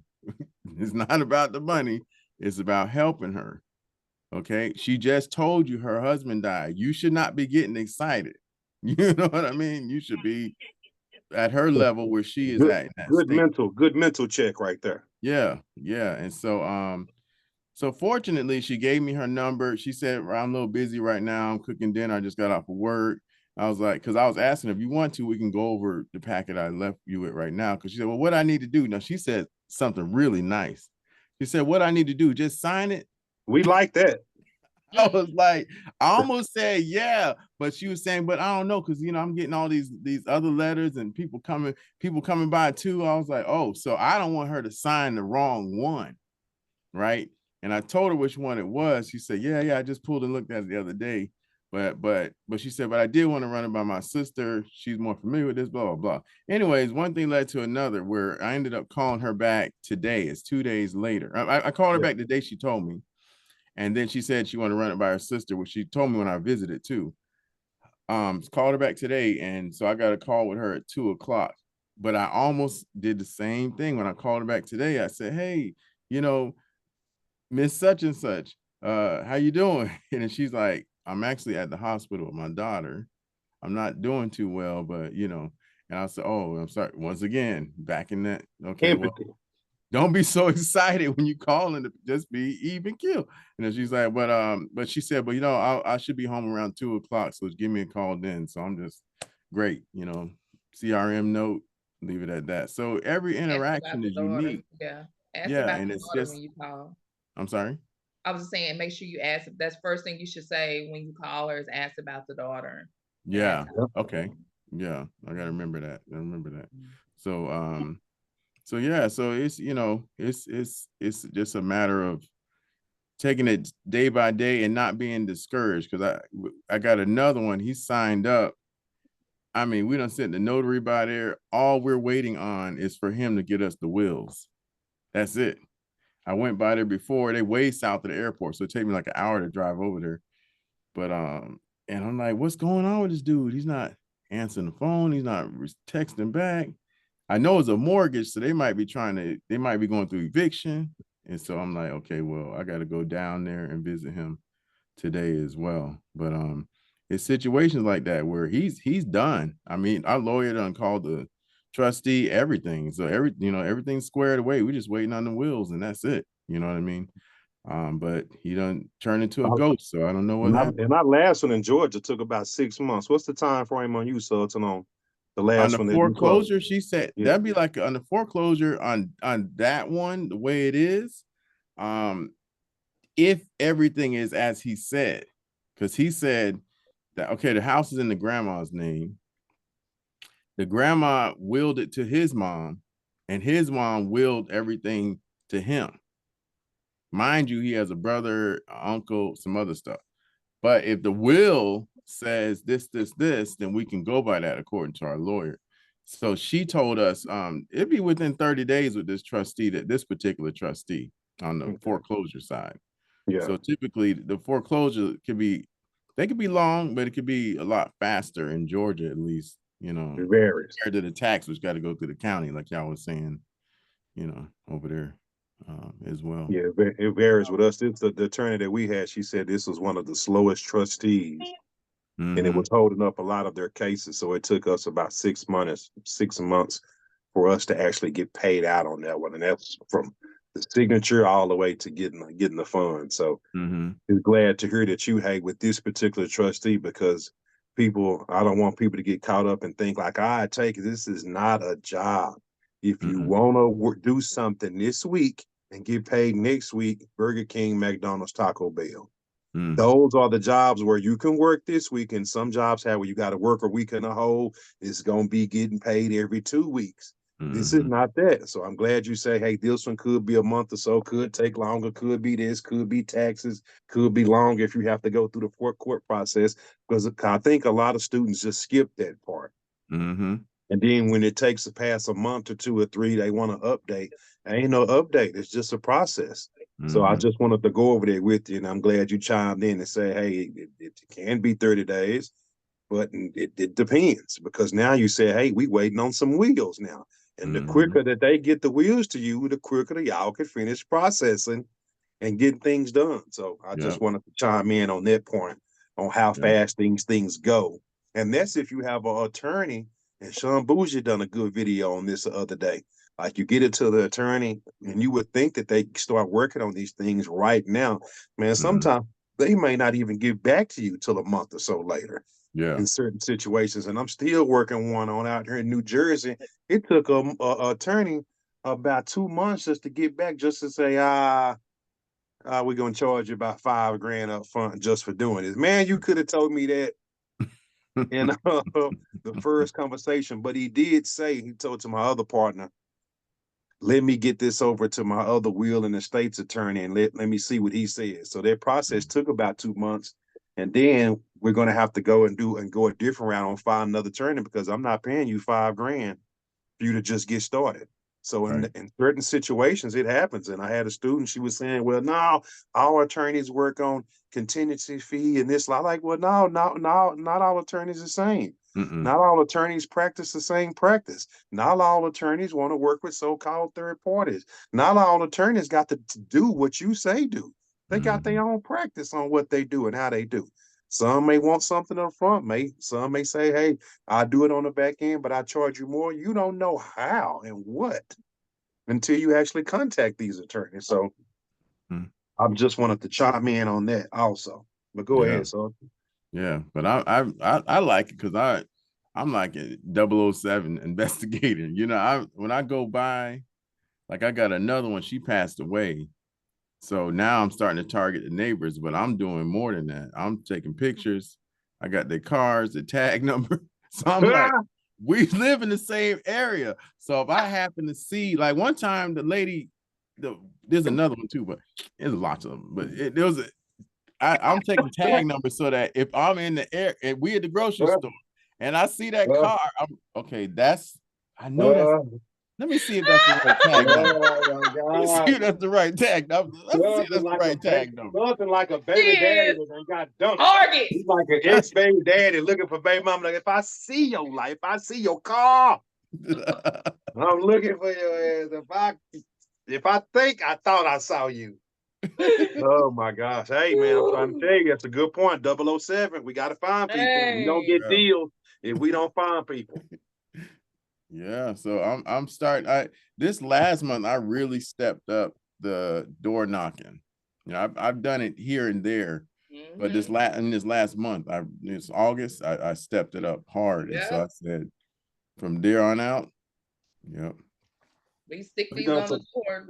We did some door knocking this week, and we have purple envelopes, and we have our own little stamp that we stamp our logo and our address and stuff, and we put their information right here. And then if it seems like they're there, I'll leave it there. But if it's already a lockbox on there indicating that they're probably already gone, then we'll just take this with us and then try to, skip trace and find where they may have moved to. But it has what you just said, all the information. It has our welcome letter and talks about the surplus, and then we put our agreement in there as well, and our business card. So, and I just do purple to make it stand out, Nice. Y'all tell Gary, if he start door knocking, you may want to take off that Trump hat. You don't know how people gonna feel about your swag. You don't want to go to Team Camilla. There we go. When you at they door with that hat on, they ain't gonna answer the door. So you got to make sure that you be dressed to impress, like Sultan is over there. Yeah. So you roll up to Team Camilla, they be like, hey, this dude here trying to throat some Trump. Right, I wouldn't wear Trump that hat. stuff. I ain't answering this damn door. He done lost his damn mind. Right. Yeah. And if the brother don't win, we done. America, we might not be doing. I didn't want to bring that up for us to start talking politics because it's gonna be what it's gonna be. Because this day party, they already throwing it. They already know who's gonna be the valedictorian and who's gonna win the best dress and everything else that they got going on. So I don't want to get no feathers all flying about what's going on with that, because I didn't watch it last night. I just seen that hat you was wearing. And I know we kind of have to be mindful on where we're at and what we're doing and the door knocking. So I'm a real lay low type of dude. I'm really a sports fan, ball cap, sports shirt, ball cap, and hat type of dude. So, but when I go out, I kind of have to go ahead and get dressed, go ahead and put my little business collar shirt on or my business a t-shirt and put a cap on or something because my hairline ain't where it used to be back in the day, and the hair on top is starting to run for its life, and it ain't there no more. It already So ring. so it's just a little dress to success tips, like old Sultan is dressed this morning. May have some slacks on. I'm not sure if he wearing some nice shoes or some tennis shoes or something. Just a little I nice got collar shirt. jeans, but I do have some nice shoes to go. Yeah, but we ain't got to do no suit and ties or nothing. It ain't that type of Yeah. party. Just a nice little shirt, show them that we are some professional entrepreneurs just trying to help. And at the end of the day, we just passing out money, man. So I think that we should be able to be cool and come dressed to impress and be cool and casual and fly. Because if you mess with us, you finna get a big check. Conversating with us at the end of the day, and these type of phone calls and conversations you ain't gonna get all the time. So this is the best business, one of the best businesses I've ever seen. Actually saved me and my family's life because I just put family trees together and contact husbands and wives and family members and give them back money that they didn't know about. So I'm really thankful for this, and I appreciate you and Gary hopping on, Sultan. And Sultan, I'm sure he has a couple of deals up under his belt, Gary, and he does his own thing out there in Georgia. And I'm glad he hopped in because students was talking about a success story. I don't know how many deals Sultan got, maybe 3 years ago or something when we met, but I think he was telling he was just getting started. Yeah, And it was even sooner than that. We met. It wasn't that long because I only started my business in November. Yeah. So we met probably within the last 10 months or something like that, whenever y'all was out here for to see the gentleman. Yeah. So exactly. So if you yeah. want another success story, Sultan.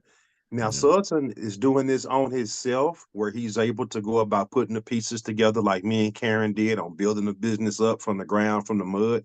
And he was just hanging out with us because we happened to be tiptoeing in his backyard.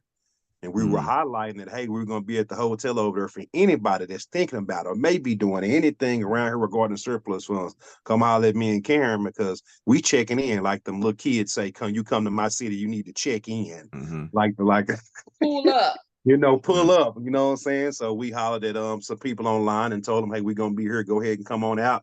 We're not charging you anything, just come on and hang out with us. If you want to provide us a donation, great. If not, just come on and hang out with us and talk surplus. So Sultan is another one of our success stories, not specifically with us where we paid him, but he was saying, hey, I'm going to start this business and I'm going to do it. And he would just come and hang out with us to just kind of bounce ideas off each other and how will we do it. And I'm sure since that time frame, since we met, he's closed a few deals right now. So we still consider Sultan one of our students and a business partner, but he is one of these students that's doing it by himself and handling his claims himself, from the signing to getting the paperwork, getting it to the attorney dispersing the funds.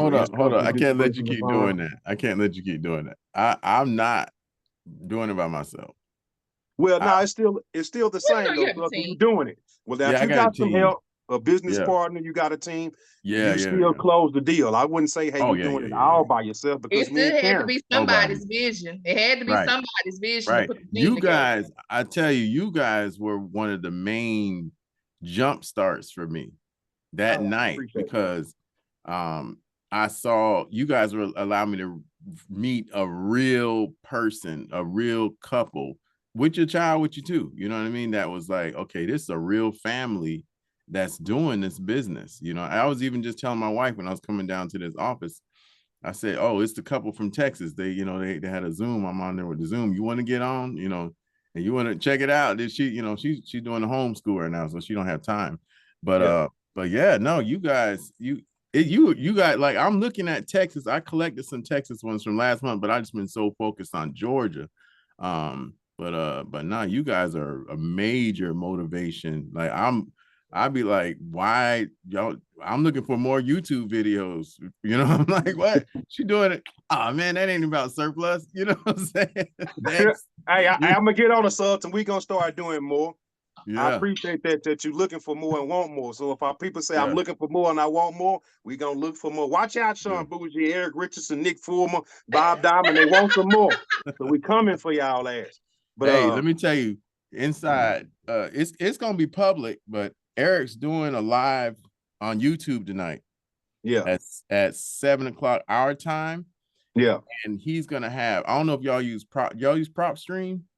We have before in the past, and it's a Oh, good tool that we okay. use in the real estate sector. But go Yeah, ahead. he's gonna have one of the prop stream executives on there going over their product. And so I've been paying for it just the last month or so. I just got on there, but it's gonna be open to the public. So it's gonna be live on YouTube at 7 p.m. tonight on Is his that channel. something we need? Is that something we need to register for? Or is that just something he already No, has it's live. scheduled? It's live on YouTube. It's free. It's Okay, open. okay. You know, so if you Watch catch it, out for that.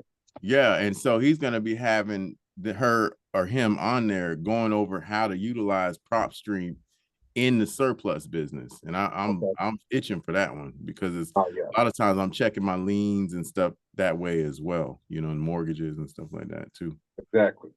I'm Yeah. with you. You know, the big picture is iron sharpens iron, and that's exactly what we are doing. We're all just sharpening each other's skills.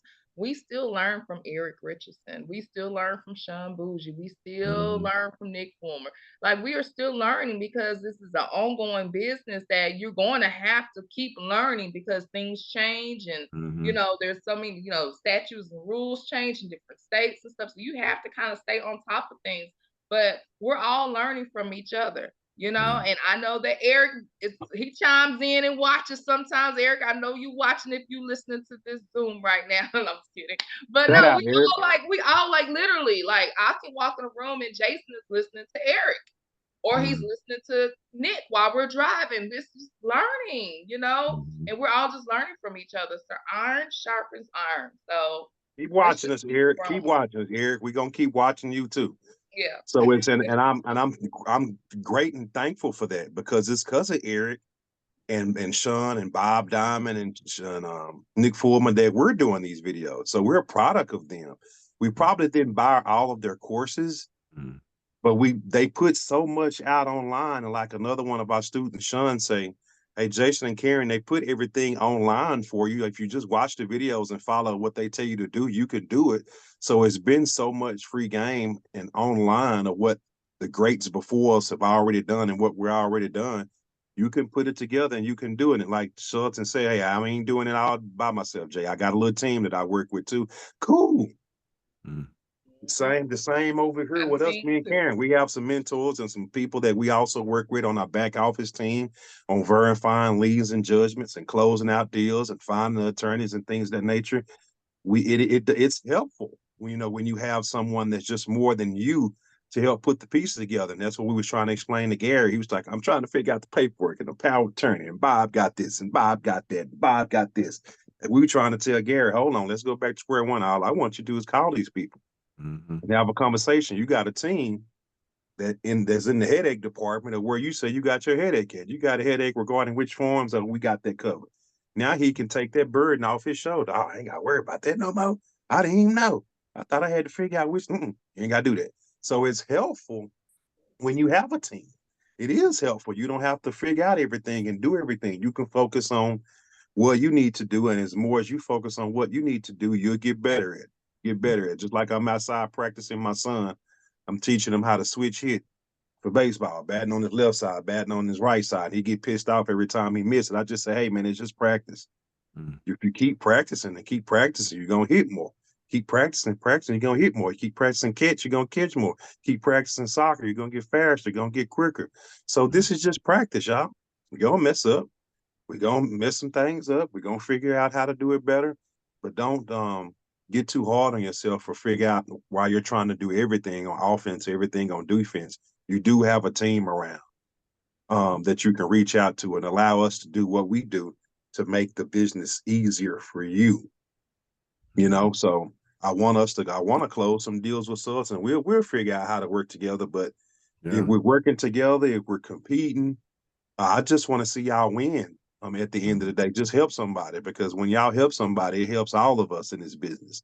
You know, it's gonna come around. You know, when our students or anybody that we reflect on, like he said, we were a jump start. We were a firecracker that lit up under him. And since that time frame, he's seen where he was trying to go, and now he getting there. So Gary, with you on this phone call, you can see where you're trying to go, and here's your team around you, you know, that can help you get there. But if you're in Cali and you hadn't quite got one yet, I'm gonna say like Sean Bougie does, don't don't try to fix yourself where you think that you have to get one in your backyard. Like Sults was saying, he was thinking about going out to Texas and get some in Texas. Come on, because I think it's 254 counties down here. It's so many. And the only ones that we've done in Texas have been the one in Dallas County, just our backyard, because we enjoy hanging out in our backyard and helping people in our backyard. Why? Because Sultan said that we could drive there and we can door knock. So it gives us an advantage on the people that are in your county that you can close to, that you can drive through, that at least maybe an hour or so away. I'm not saying we're going to drive 2 and 3 hours. It's not a road trip. But for an hour and up under, if you can drive to these people, drive to the people that's an hour and under to you. You may mess around and get one because it's a numbers game, right? If you got 20 people that you drive to and you put mail on their door, it's a matter of time before one of them pop up and say, yes, I want to do it. Just a numbers game. So that's how me and Sultan and Karen are going to do the door knocking. And as he says, since the temperature is dying down a little bit, it's not so much 100 degrees every day like it was back in May, June, and July. And some of August, we're going to turn up the door knocking more now than what we've done back in the past because the weather is suitable for us to get out and do so. And it's our duty. We're approaching the so-called holidays. Well, that too, and people still got foreclosed on, and it's an emergency, like Sultan said. You know, they're going through it. The kids are going through it. Their health, divorce, death, the 3 Ds, death, divorce, and debt. Death, divorce, and debt. People are going through it. So it's our duty to reach out to these people and help them the best way we can. Anything else anybody got before we get up out of here? Because we could do this all day. I do. Before we go, I just want to share just a personal testimony. I don't think I've ever said this to you directly, Jason, but I just want to say, and this is outside of me being your wife, as your business partner, I really appreciate the hard work that you have put into this business. I appreciate you pushing me and dragging me along like Fred Flintstone's grabbing Wilma by her bun and making her do it. So I appreciate it because this has given me a platform because to be honest, y'all, I didn't know what my purpose was. I was like, God, I know you got something great for me. I know, everybody has a skill set. I got friends over here that know how to style and do hair and do this and do that. Like, what am I supposed to be doing? Like, I don't understand what my purpose was. So I appreciate you introducing this business and building our team up, building our back office. When I tell y'all this back office is bad, it's bad. Now I just, and I mean bad as good, because it allows me to focus on calling claimants and not worrying so much about the paperwork and the negotiating and all of that. All I gotta do is just call and get a guest and get their email address. And then my back team, they go and they do all the searching to make sure there's not any other liens and judgments and all this other stuff that, background stuff that I don't have to worry about and focus on.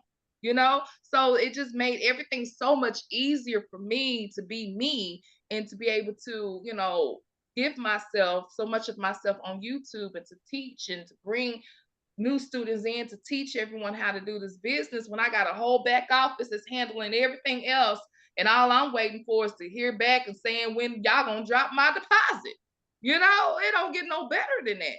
So if I've never told you that, I'm telling you right now on this live stream, thank you. I really, truly appreciate the hard work that you have really put into this business and the continuing hard work that you continue to put in and the pushing, and not just pushing me, but pushing our students and pushing other people and just really recruiting, trying to tell other people when we're out and about in public, just trying to tell people what we do, and just, trying to help people change their mindset of, multiple streams of income, and that it's so easy. You can do this from home. So that's all. I just wanted to share that and just say thank you. And oh, no problem. I digress. appreciate that. I appreciate it, babe. Because if you have a girlfriend or if you have a wife, of course you want her to do it with you. But all my brothers and men that have girlfriends and wives, that the first thing that they don't want to do is listen. It can be tough for them to listen and work together. And some of us may want to work with the wives, some of us don't. But I don't think I had a choice in this situation. I was like, okay, we both need to do something different We both need a stream of income. It's both an emergency in this situation. We both don't want to get up and go back and forth in traffic in the mornings and in the afternoons. We want to be able to take the kids to school and pick them up from school if needed. We both can understand that it could be okay to have a career change right now. I want to do something different. I want more of my time back. I don't want to slave back and forth for 2 or 3 hours going to work and coming home. I don't want to be told when I can go to the restroom, or if I stayed in there too long, or my lunch is 30 minutes or an hour, or if I can't clock out right now, I clock in then. You can't come in early, ain't no overtime. And we we had enough of that. And I wanted something different. And it's just in my journey. I was like, well, babe, if this is true, and if we can get a 4-figure deposit or a 5-figure deposit, and then if we can get one, that means we can keep doing it. And then if we get good enough at it, we can continue to do it. And this could possibly substitute the $13 an hour that I'm having at my job, or the you getting paid every month $1,002 working as a teacher. This could be more than that, and it can help us, and we can be able to take some vacations and take the kids. This could possibly change our lives. And if you help me do this, that means I got 200% going in this situation versus just 95% or 80%. Because sometimes as a husband or a wife, if the other person don't want to work with you, it can stress you out a little bit more, because it's already a stressful situation just trying to get where you're supposed to go. And your loved one, they're supposed to be a helpmate or a helpmeet for you. We're supposed to work together to meet a certain goal. So I'm glad Sultan chimed in and say, hey, I'm doing this, but right now my wife is homeschooling. That's perfect, man. That is so beautiful and great. And I come and taking this journey because that's what he's seen. He like, man, I'm doing it this way. I think this way is better. I'm reading these books, and this is the way we gonna do it over here. So I'm thankful that we all met and crossed paths, because that's what we wanted to do. The same thing. We had aspirations of doing something different, and I'm so thankful, because at first Karen didn't start out like this. Karen was not trying to hear all this. It was two bulldogs, a girl and a dude bulldog, fighting regarding this situation. And I can remember the conversations and the back and forth, and this ain't my business. It's something you want to do. I can remember it clearly, man. And I had to, as men, we kind of have to bite our tongue. So we don't want to say nothing that can come back to bite us. And we kind of have to let the women have the last word. But I was just speaking to God and said, baby, we could do this and work this together. What if? I understand we haven't actually got a check and it hasn't happened, and we're working and we won't get paid for it next week. We probably won't get paid for it the week after or next month. And if they're saying it could take 2 or 3, 4 months to get a check, and we're still trying to figure out how we're going to pay rent next month, and I still got to go find a job, and she may have to find one, but I'm trying to get a job so she doesn't have to find one. The chaos that me and Sultan were talking about regarding people's day-to-day activity, we were still going through that at the same time. Just like a claimant was. And we're going through the day-to-day activity, and we don't have a surplus fund. We don't have property that's been foreclosed. We don't have money coming in. We just broke. You know what I'm saying? And we're trying to figure out how to get out of that mind state and that disabled situation of the brokenness and not being able to handle yourself as a man and take care of your family. So I appreciate you, babe. You working with me and doing this together made it a lot more easier for the family business to run, because it's really not a family business if you don't have your family running it with you. So I appreciate you as well. So I'm thankful for God. I'm thankful for you.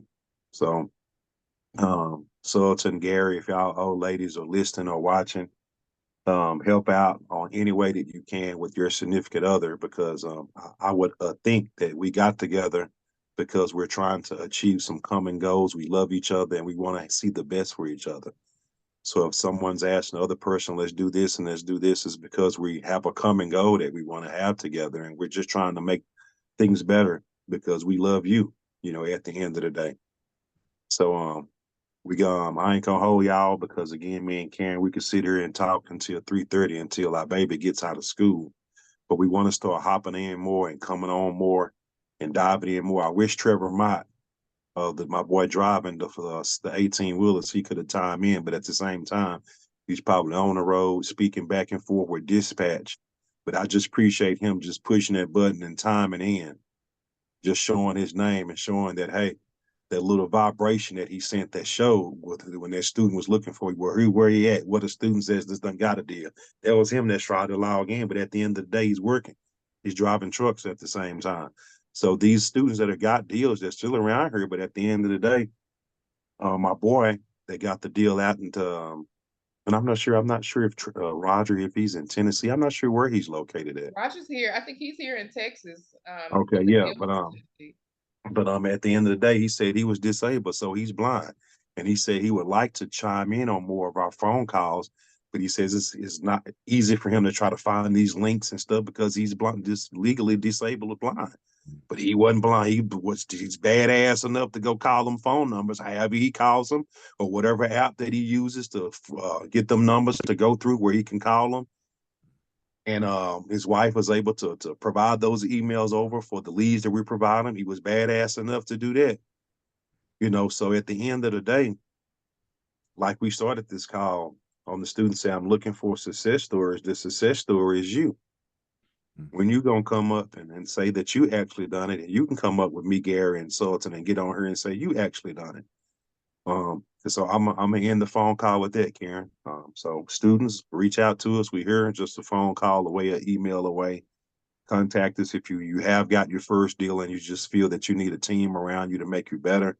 If you haven't got your first deal and you're just trying to figure out, like, man, if I had some help, if I could have some people that can help me do this or help me do that, or I need some leads, I need some coaching, and you need a team around you to build you up and keep you strong, reach out to us. We're definitely here for you.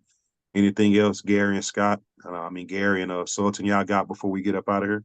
Any other questions, concerns? I could ride out long too, but I wanted to share something, but I know y'all been on here for a minute, so maybe No, next. man, let's go. Let's go. So But this is what we're doing. And it's a if we screen gonna keep this share. thing rolling, keep it rolling, Sultan. Okay, can you let me share my screen real quick? I just want to show you my map and how I Sure. kind of Let me see if do it some allows. stuff, because it's gonna look kind of crazy, but at the same time, don't believe the hype. See if you can do it now. It should allow you to. Okay. Yeah, this desktop right here.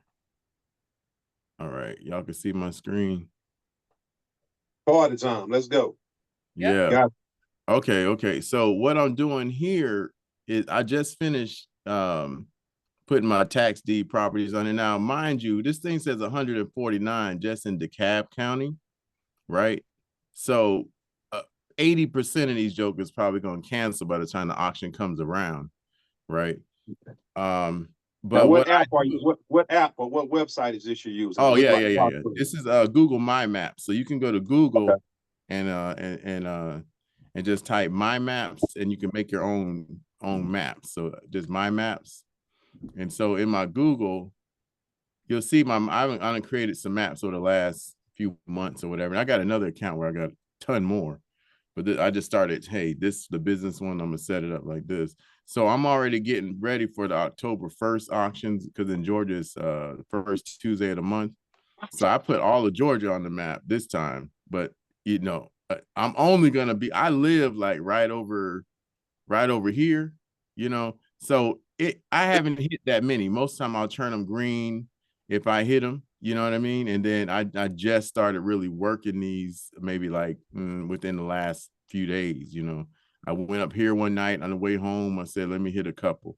So I might not even get to 20% of these. And then a lot of them canceling. I'm emailing trustees, asking if they still set for auction and stuff like that. But so what I'm doing is, as I'm in town somewhere, if I have time, if it just wasn't on my whole door knocking schedule, but I just so happen to be out, and say I drop my wife or kids off somewhere, or and if she had the other car and I'm meeting them somewhere, then I'll say, well, what's by me? And if I got 3 of them by me, especially on one street, I'm going to go check these out. Now, these are tax deeds. I put tax deeds for the dollars. So I could kind of see, what's going on here, how much it was due on there, and about where it is, And so So yeah, I just wanted to share that because in my normal Google Maps, this will show up on my normal Google Maps app as well on my phone, so I can navigate and it looks more normal. But yeah, with this one, I'm adding to do this. I'm adding a layer and I'm importing a set of addresses in here. So you could basically just import them. And I don't know if y'all made these before, but basically you can import them and then browse for the file that you want to import and go from there. Say if I wanted to import another layer in here and I said that's not the right what's it called? But anyways, I don't get too technical because I got a habit of being super technical. But yeah, this is just to show you, like, you can manually put in the address that you're looking for and then put it on the map.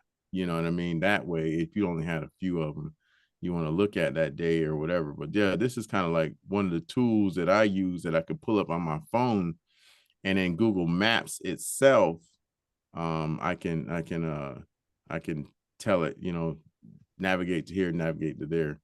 And then when I get over here, if I see that I went there, I'm gonna just turn this thing green.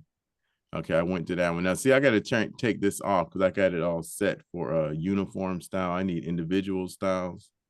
And so when I go by this one, it's a tax deed. I'm gonna make it this way and that way. I already visited that one. I know what's up, and I'm gonna have notes in my CRM about it. So yeah, that's just a little tidbit about a way that it could be done to, people are already doing it this way. Some people aren't, but it's just one of the things that I do to kind of help me figure out, an opportunity, just to chase opportunity, to see if it's there for me. I'm looking like this because I'm another monitor, but yeah.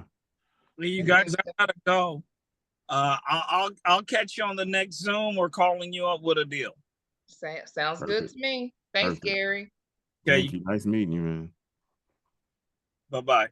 Bye.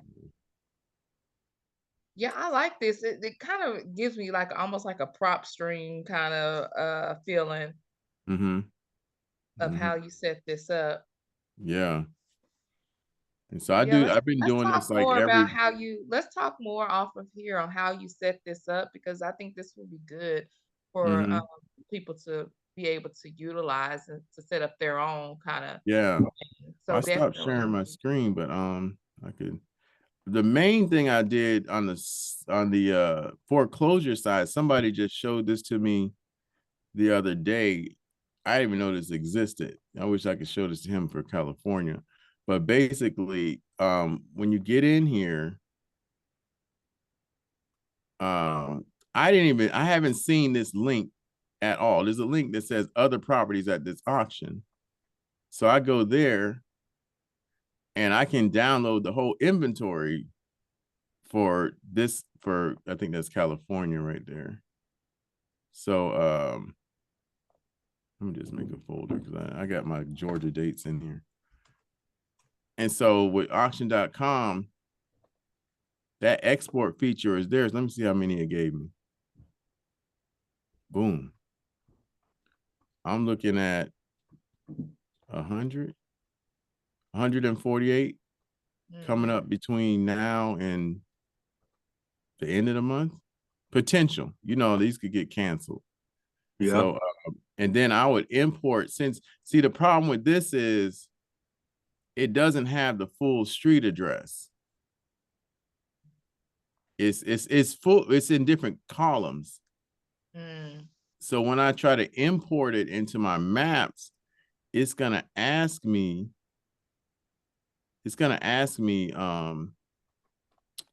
like, what field do I want it to use to put the dot on the map? You know what I'm saying? So let me see about this one. This is not right. This is another one. Where's the one I was doing today? I wasn't doing it on this computer, but where's the one I just downloaded? Anyways, let me go to another month because you could see it better that way. On here, let me see. This one might already be done. Yeah, see, this one's done because it has the full street address and everything. But sometimes when I get that one extracted, is separate. Like this one's separate. It has the street, it don't have the full street address. So what happens is if I try to import this,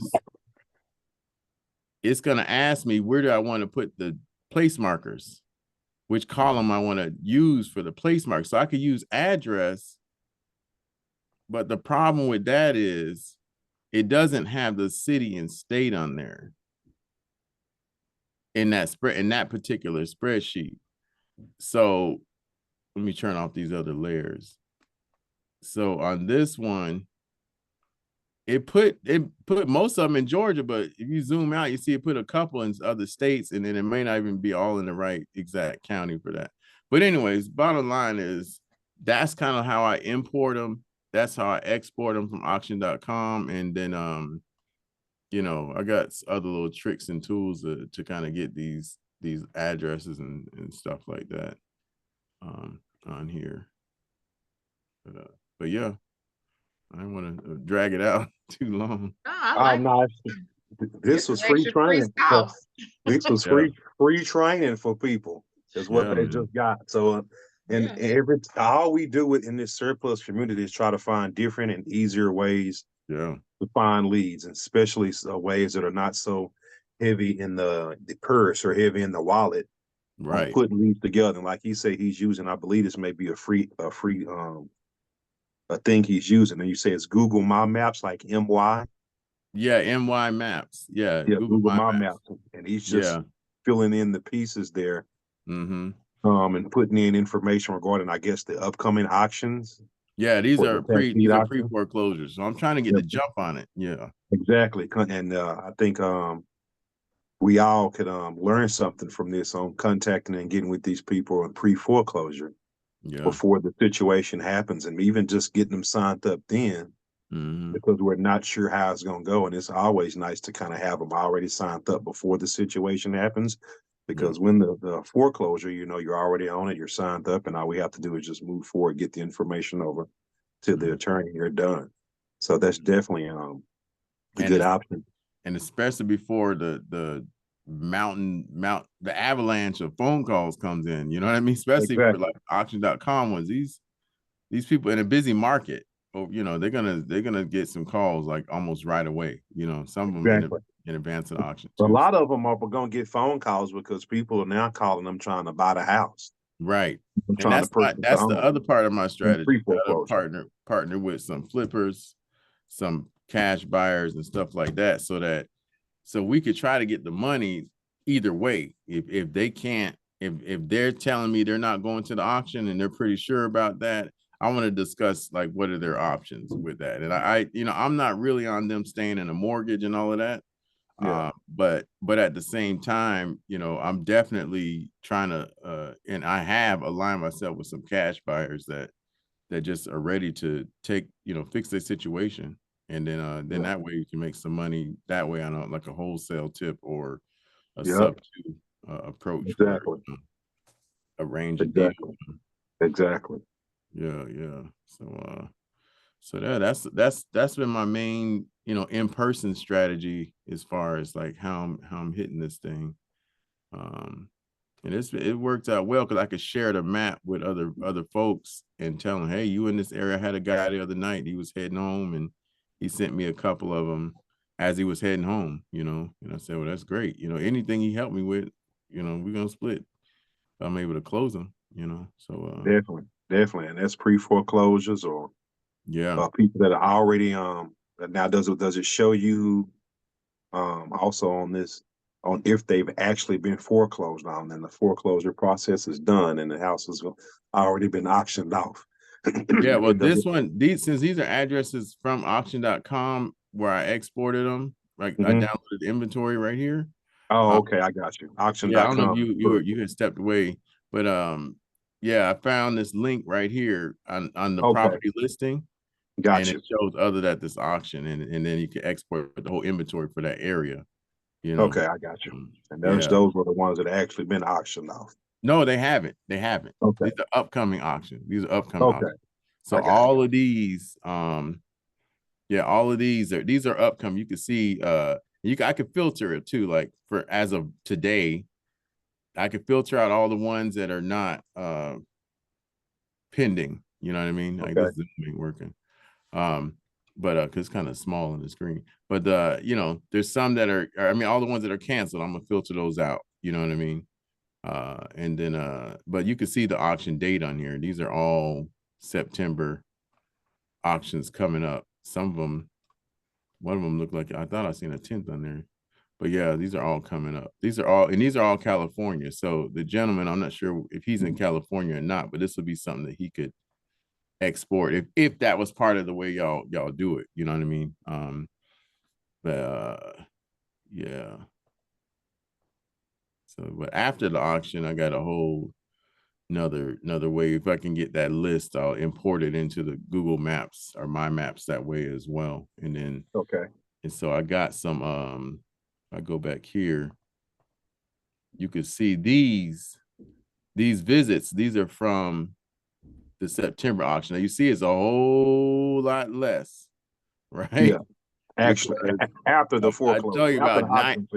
Yeah, 89, and I only went to like a couple. One of the these are mostly DeKalb County, and so these are the ones that I filtered it a lot. You know, I want 50,000 or more. I want to see that they don't have liens because a lot of people chasing a surplus that ain't there. So I'm like, I'm targeting these. So almost all these people had a information packet and all that kind of stuff. And this is after the auction, you know. And so yeah, the red ones, they were vacant, nobody was there, stuff like that. But they're not clean. You know, the green ones, I'm working on these. So this is from September. A couple of these, one of these, the ones that signed up, I was telling you about today, these two people right here. But yeah, so after the auction, the map gets a lot slimmer, and I'll delete layers. I'll make a new layer for what actually sold and stuff like that, you know. So yeah. So this my maps is real helpful. It's real helpful. Yeah, well, I appreciate that. I appreciate it, man. So sorry to drag out the time, man. No. We We're gonna go deeper into this. We're gonna turn this into a course. We'll talk about this off of here. We're gonna turn this into a course, and we're gonna let you come on and teach how they can set this up. How about that? That works. I'm willing to share it, whatever. For real. So it's just the procedures and practices that we do on how we get these leads in Sultan here with another gem, you know, using Google My Maps, and I believe that was auction.com to kind of fill this in and see how it goes on how he could find these properties before the foreclosure and after, and how he does his marketing on kind of door knocking the ones that he has in his community. You know, so it's just another commitment and testimony here that we have on just the things that you have to do on just putting the pieces together to get a deal and keep the leads coming in on a day-to-day basis. So I appreciate it, Sultan. And like Karen says, she'll most likely get with you, and I'll be getting with you because if you don't mind teaching it, usually when the student is ready, the teacher will appear. So we definitely can put this together and speak about something in the future about kind of doing some type of coaching, I guess, course here on kind of walking them through this and helping them get set up regarding doing this, and maybe kind of doing just a small fee or a donation for you, kind of teaching them, because, you know, we always have students that are wanting to know, like, how can I do this and how can I do that, and kind of branching off on their own and putting leads together and finding leads. And we're always informing them to go find your own leads. You know, these are in your backyard. You know, if you could just find those ones that were in your backyard, because we got tax deeds also that people getting foreclosed on a monthly basis for the taxes.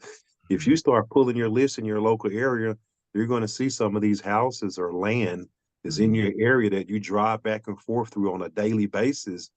But if you don't, you know, get your feet wet and get your feet muddy in the mud and go in the backyard and play, you know, you won't know it and you won't see it. And then you wonder why you haven't actually got or closed your first deal yet. Because I guess you haven't been excited enough or hungry enough to kind of put the pieces together, because this is a puzzle, you know, that we put together. So we'll definitely get with something in the future on how we could kind of put this together and go through this on a step-by-step basis. I know right now we're working with another student on she's kind of providing how she handles her CRM. Yep, And he we has also that have tonight. students that's You're gonna Yeah, I'll be probably there need the tonight. replay, huh? Because you're gonna be in Eric's thing.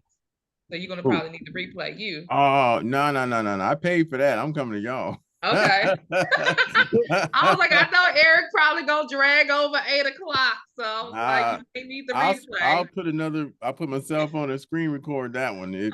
I think he's gonna leave it up though, because he left up the other one he did with Okay. Skip Matrix, and a lot of times that's just like a you know, his marketing type thing. So Yeah. I'm not, no, I ain't, and we got our own internal conversations on that side where it's like, nah, we ain't giving you no more money, bro. We good. We good. Yeah. You know. So, yeah, you just trying to market a little bit, but it helps that I need to know.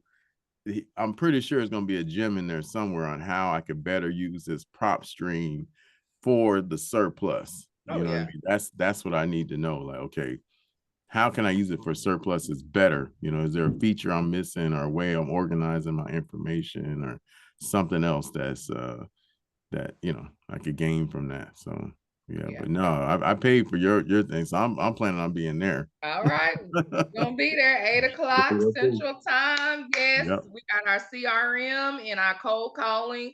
So Yeah. if you're on this live right now on YouTube, this is not too late to go ahead and enroll. That means you would just get last week's replay and then you jump on in today. But we've already set up our CRMs. We already know the basics of what we need to do. Jackie's going to go dive a little deeper with some other tools tonight, and we're going to do some cold calling, going over cold calling, and then we're going to wrap it up next week, and we're going to just keep going from there. All right, y'all. Well, I appreciate it, Jonathan. Thank you for jumping on. Thank you, Gary, for jumping on. I think he had to roll out. Thank you, Trevor, for chiming in. That's one of our success stories that another person was asking for. Like, what is success story from the students? Well, he's truck driving right now. So, you know, for his safety and everybody else's safety on the road, you know, I'm sure he has to keep his line open for dispatch, things of that nature. But I'm glad he was able to just try to chime in to just show that signal, you know, because somebody was looking for him. And I seen that signal pop up, say Trevor Mott, but I know he driving. I saw the steering wheel. So yeah, exactly. So, but, you know, that's where our students at, man. They working at the end of the day. Here's Sullivan over here, man. He working, trying to get the next deal at the end of the day. So we all around and we everywhere, different cities and different states. But at the end of the day, we just trying to get it, you know, like wherever you may have been. So whoever that person was that was asking or texting me where they at, you know, here they go. You know, we out here, and we wish you were here, logged in on this call, telling us about your surge, your surplus journey, and we'd love to hear it. If you needed help, we'd love to guide you in the right direction, or whatever it may be. But we're gonna start coming on and jumping on and diving in more, and turning the volume and the frequency up.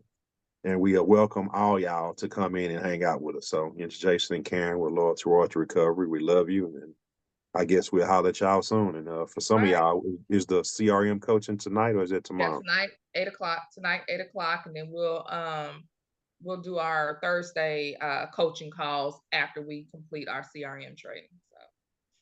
So okay, so right now this is just CRM. We gonna skip this week on the Thursday coaching call and jump back next week.